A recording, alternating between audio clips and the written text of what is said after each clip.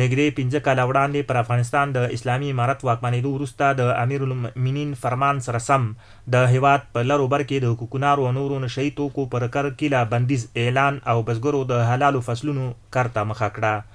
ننګرهار کې د کوټ ولسوالۍ بزګر وایي پخوا به یې پر خپلو ځمکو کوکنار او بنګ کرل، خو د امارت په راتګ سره یې د غنمو او بېلابېلو سبزیجاتو کار ته مخه کړې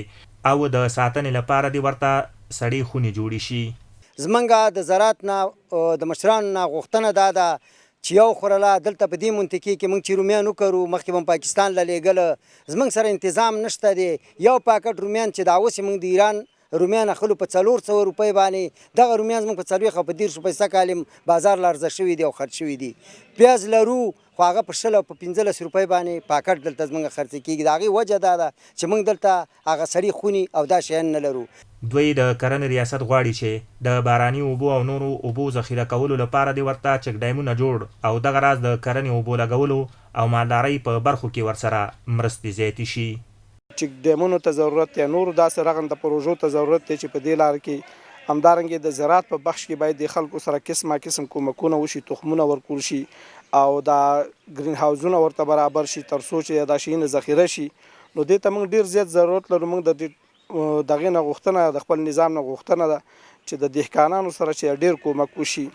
د ننګرهار کرنې اوبو لګولو او مالدارۍ ریاست مسؤلین وایي د کوکنارو او نورو نشه یي توکو د له منځه وړلو په برخه کې د کروندګرو سره په بېلابېلو برخو کې د حلالو فصلونو د دودولو لپاره د بدیلو تخمونو او نورو برخو کې مرستې کړي دي. د اصلاح شوو تخمونو چې د سبزیجاتو، غلجاتو،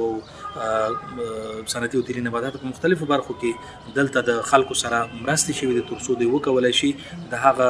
پرحاصله یا هغه نوع چې دلته په مثال په غلجاتو کې یا نورو برخو کې کار شوی دی او هغه د قانون د کار سپارښتنه شوې پرحاصله دي، د هغې ویش هم ترسره شوی دی.